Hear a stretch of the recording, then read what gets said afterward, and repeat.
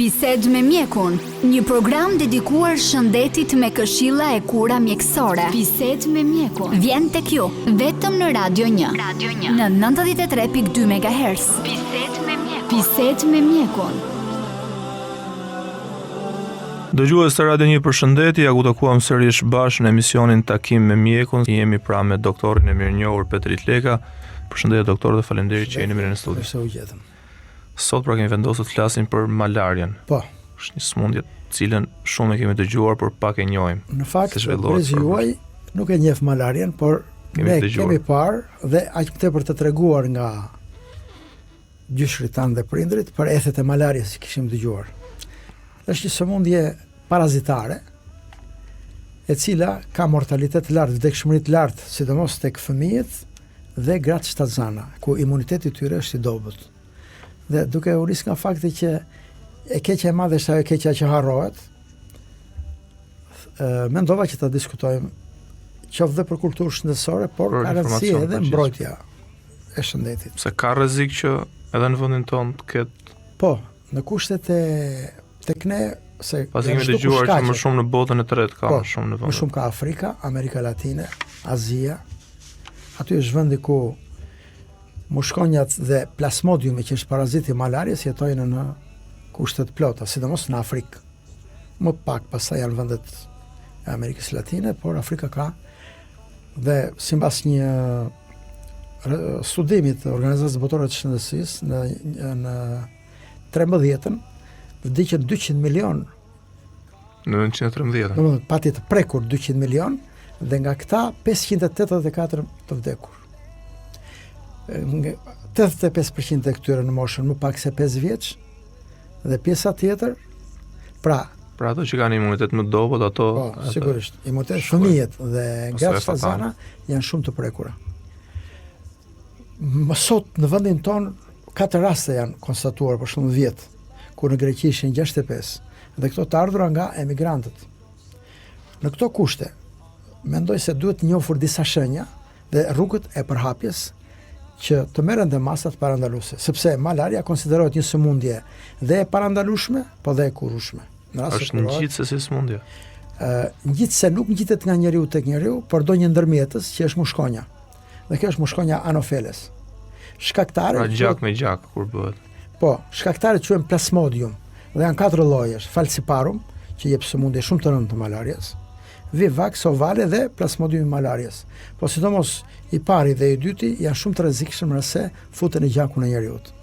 Zakonisht ndodh nga mushkonja e cila pickon një njeri të sëmur nga malaria, që kjo mund të jetë një njeri i cili udhëton për në Shqipëri, dhe në Shqipëri vjen tani afrikan, apo në Amerikën Latine, apo shqiptarë që udhëtojnë në këto vende.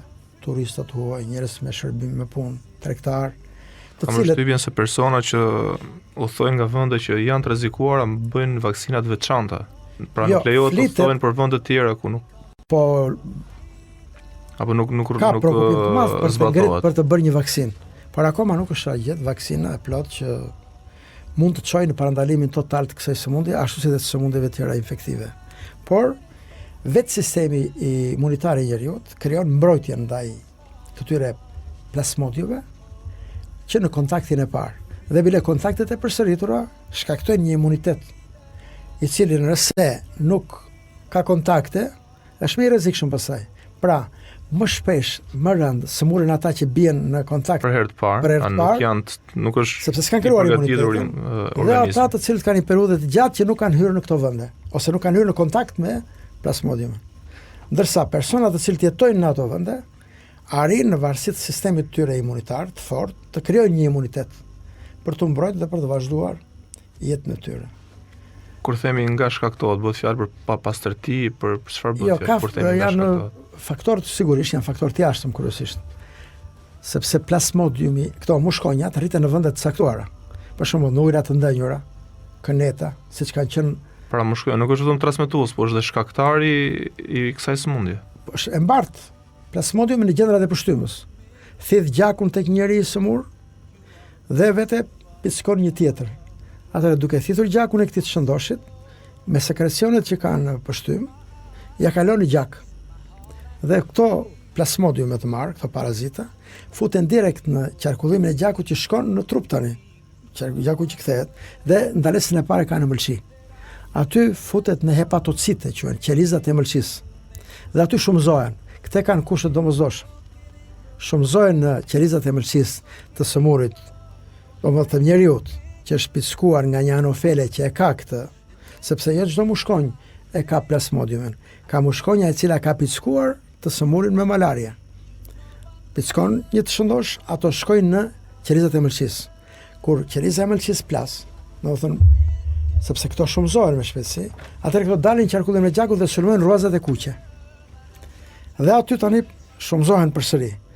Plas eritrociti, atëherë pas ka zhvillim shumë të shpejt pra. Ka zhvillim të shpejt. Domethënë, në varësi të plasmodiumit që merr, që pickon, për shembull falciparum, është shumë i rëndë në kontaktin e parë.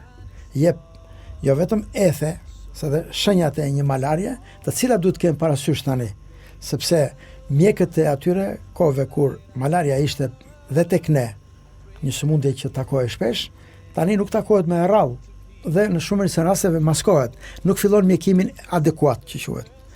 Por një sëmur i cili paraqet një temperaturë të lartë, me ethe dhe me djersë të shumta, me dhimbje koke, dhimbje muskujsh, dhimbje barku, të vjella, diare themine.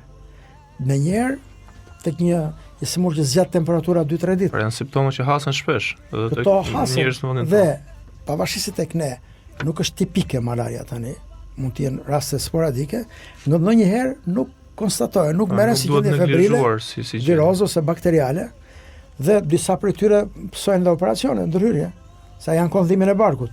Dhimbja e barkut te kirurgu nuk kupton një hapje të paktën laparotomi them ne për të parë çka ka. Pra, dhe nuk merr mjekimin që duhet. Kur me një test të thjeshtë të gjakut, të këtyre të sëmurëve, mundet që të përcaktohet plasmodiumi, paraziti, dhe merr mjekimin pasaj që është dhe shumë i thjeshtë.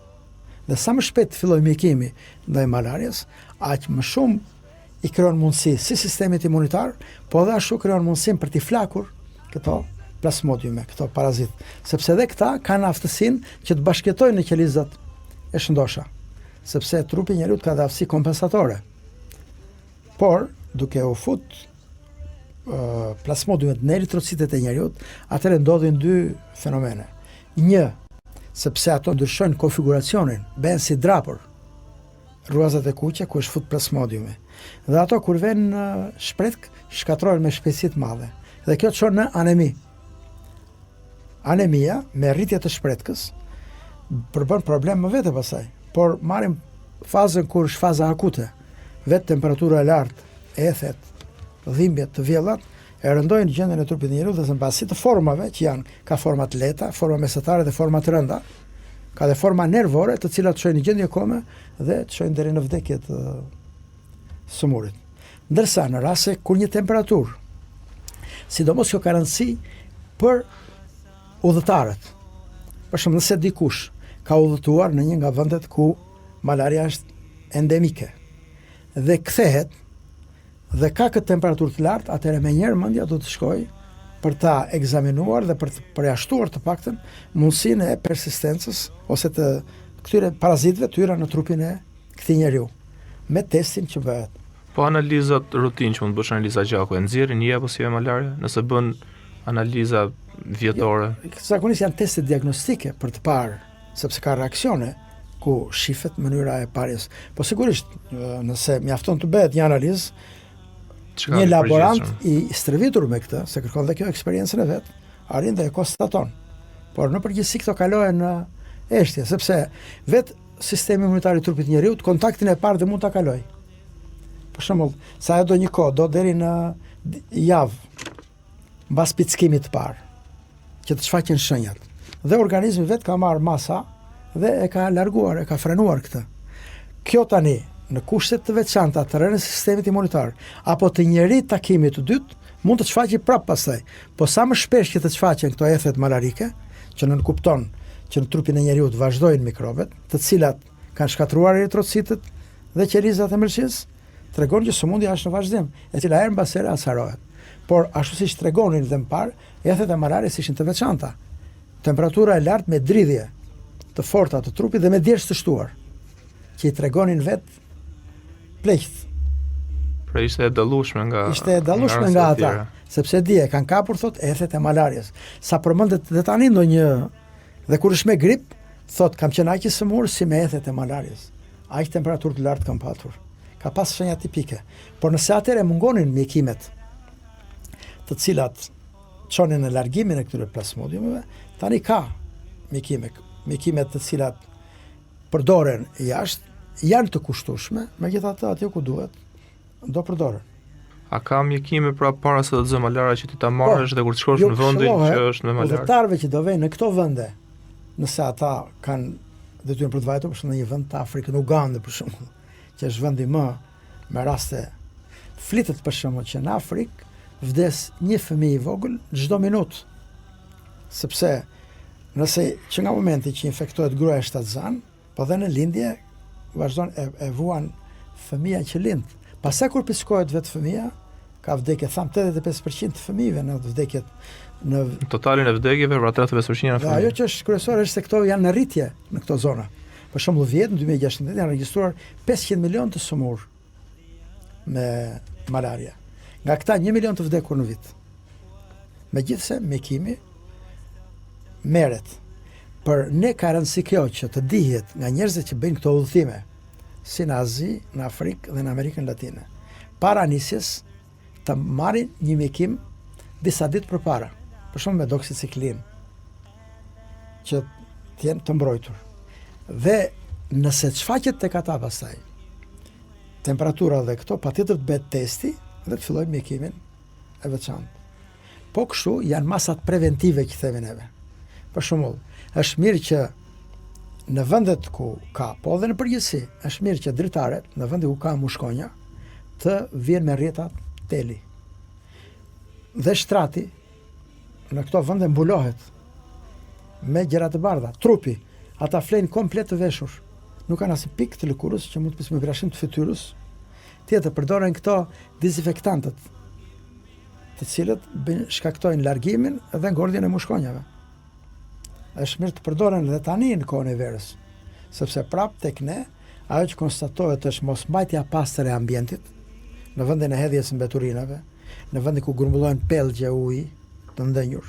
Aty jetojnë mushkonjat.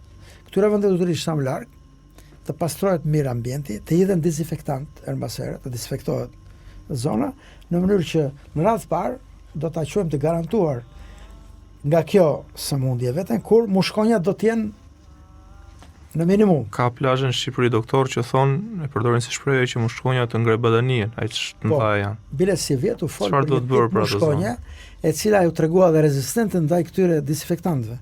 Se përdoren dezinfektantët. Po. Zakonisht plazhet ai përdor shteti, po them në mënyrë masive, kjo është detyrë e shëndetit publik që në plazhe në ujë të ndenjura ku ka hedhje mbeturinash, duhet përdoren dezinfektantët kundra mushkonjave, në varësi të veçantë për mushkonjën, sepse ne jemi vend ku rritet mushkonja anofeles. Mushkonja anofeles është ajo ku plasmodiumi e ndjen veten më rahat.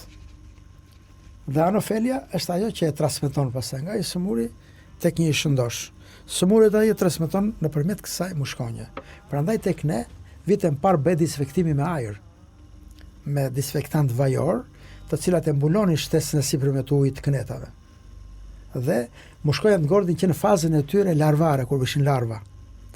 Që nuk lihesin të zhvilloheshin, të rriteshin. Nuk lihet të rriteshin. Sepse një mushkonjë rritur pastaj fluturon. Lëviz në distanca dhe shumë të gjata. Dhe tek mushkonja jeton plasmodium në gjendrat e përshtypjes së tyre. Prandaj ka rëndësi si mbajtja pastër e ambientit, luftimi i mushkonjave, po dhe mbrojtja nga mushkonjat. Që thamë janë rrjetat, mbulimi me gjëra të bardha bile dhe mbuluar komplet trupi, në mënyrë që të evitohet në minimum pickimi, sidomos për fëmijët e vegjël. Qoftë dhe në plazhe kur vëm, sepse nuk të garanton kush. Sepse në atë plazh mund mos jetojë dhe njëri që e ka plasmodiumin në trup, pavarësisht se ai kalon ermbasere gjendje me temperaturë ose se ka shfaqur akoma sëmundjen tek ata që kanë sistem imunitar të fortë. Dhe sidomos ata që bëjnë udhëtime që ka për herë të parë. Ai mund të sjellë plasmodiumin.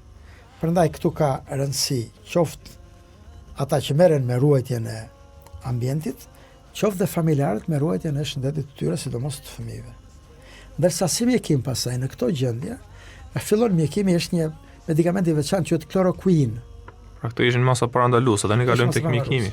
Për trajtim pasaj, një temperaturë që zgjat do të bëj testin një herë të domosdoshëm, dhe mbas kësaj pasaj fillon edhe një mjekim.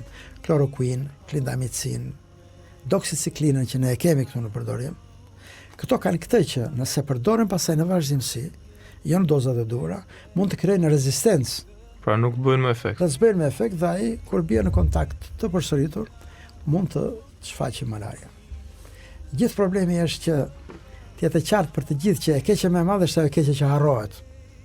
Pra vërtet tani tek ne është diskutuar e zhdukur malaria. Tek ne kanë ngel pasojat e saj, format e anemive. Por si malaria nuk diskutohet, më të raportohet në por tek ne si çdo vend tjetër është rritur shumë lëvizja e njerëzve dhe kjo do të thotë që kemi rrezikun që mund të rikthehet. Po, sepse është rrit lëvizja e njerëzve, aktivitetet, qoftë ndeshjet plus aktiviteti tregtar, aktiviteti nga gjithë anët domethënë. Ka njerëz që shkojnë për turizëm edhe në vende ku ka malaria. Po, sigurisht. Ka njerëz që udhëtojnë në vendet latine, për shembull, udhëtojnë njerëzit në Amerikën Latine. Pse mirë në Afrikë është më lëvizja më kufizuar, por prapë lëvizin funksionarët, diplomatët. Pra ideja është që nuk duhet marrë me panik dhe është diçka që shërohet. Nuk duhet marrë me panik, duhet marrë masat përgatitore para se të vesh. Mbas kthimit prapë duhet vazhdoj një mjekim me antibiotik, qoftë edhe për 2 javë, me një nga këto. Vetë fakti që ka qenë udhëtar ose ka banuar një farë kohë në këto vende, mbas kthimit duhet vazhdoj të marrë një mjekim qoftë edhe 2 javë. Nëse i ka ato shenja, apo gjithsesi duhet ta marrë mjekim. Dhe pa i pas shenjat. Është mirë që këta që udhëtojnë, porositen para udhëtimit të marrin diçka dhe mbas udhëtimit kur vinë. Sepse ata që jetojnë atje, në varësi të sistemit të tyre imunitar, ata krijojnë dhe imunitet. Pra nuk mund ta shfaqin pamjet parë, por se mund ta ketë malaria. Po, malaria. Dhe ai jeton me plasmodiumin, vazhdon jetën. Te këta që vjen për herë të parë, që s'kan krijuar imunitetin ndaj, te këta shfaqet sëmundja me pasoja deri në humbje të jetës. Pra, nëse se një pasojë nuk e di që jemi malaria, pra mund të kesh temperaturë dhimbje parë. Mund të rish 3-4 ditë me temperaturë, pi paracetamol dhe përdor procedura dhe në fakt mund të jesh me malaria.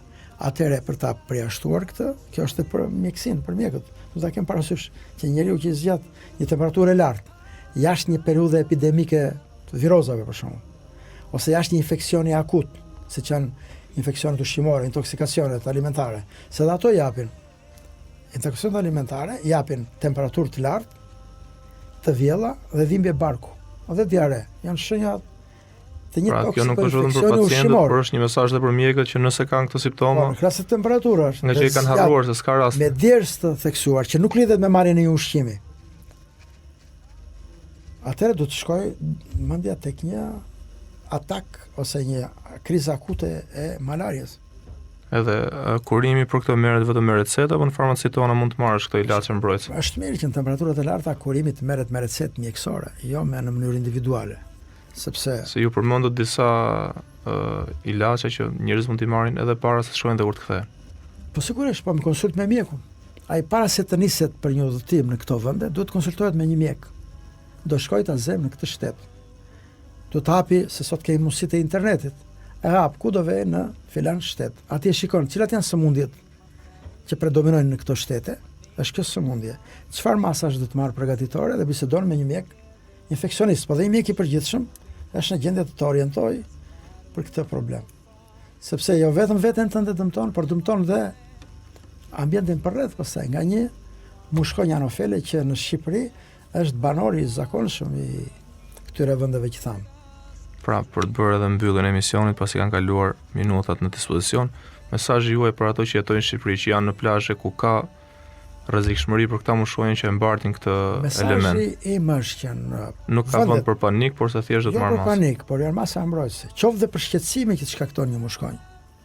Duhet para fjetjes për shembull në darkë të kontrollohet dhoma ku do flesh. Se disa mushkonja dhe shifen, mirë ato që fshihen. E dyta, përdorimi thami disinfektantëve aty ku ka mushkonja. Se për shembull në vendet e ftohta, mushkonja është më pak. S'është rezistent. Në plazhet ku hidhen ushqimet, ku ka vende të ndenjura, atje duhet përdorur dhe dezinfektantët. Dhe ka disa dezinfektantë që vendosen në prizë, të cilat ose ka dezinfektant në formë kremi, absolutisht që lyhet trupi. Dhe nuk afrohet mushkonja, largohet.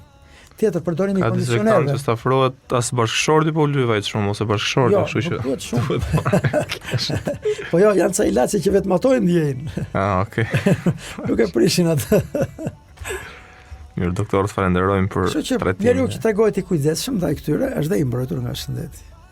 Falenderojmë edhe një herë, shpresoj të kenë përfituar edhe mjekët nga kjo temë, pasi kur shohin këto simptoma ndoshta e kanë harruar se si u shkon më ndërmend që mund të ketë malaria në Shqipëri. Është fenomen fiziologjik. Përfitojnë edhe njerëzit që udhtojnë larg, por sa edhe ato që cilët vizitojnë vende plazhe ku ka raste që mund të ketë mshkonja me këtë mbartës infeksioni. Kështu që falenderojmë gjithë dëgjuesit dhe falenderojmë edhe një herë doktorin ton që është i pranishëm gjithmonë me tema interesante. Bashkë mirë dëgjofsh. Bisede me mjekun, një program dedikuar shëndetit me këshilla e kura mjekësore. Bisede me mjekun vjen tek ju vetëm në Radio 1. Në 93.2 MHz. Bisede me mjekun.